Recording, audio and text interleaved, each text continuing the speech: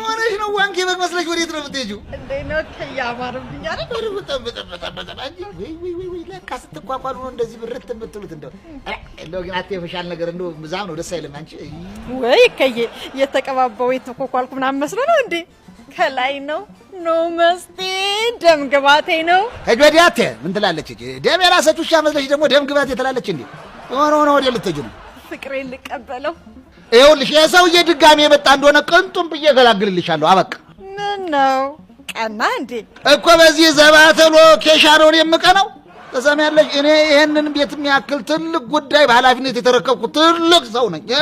ታውም በኋላ የሰው የትርው ያለ እንደሆነ በዚህ ድምፅ የሌለው መሳሪያ ድምጤን ጨምሬ ነበር ነው የማሰኘው።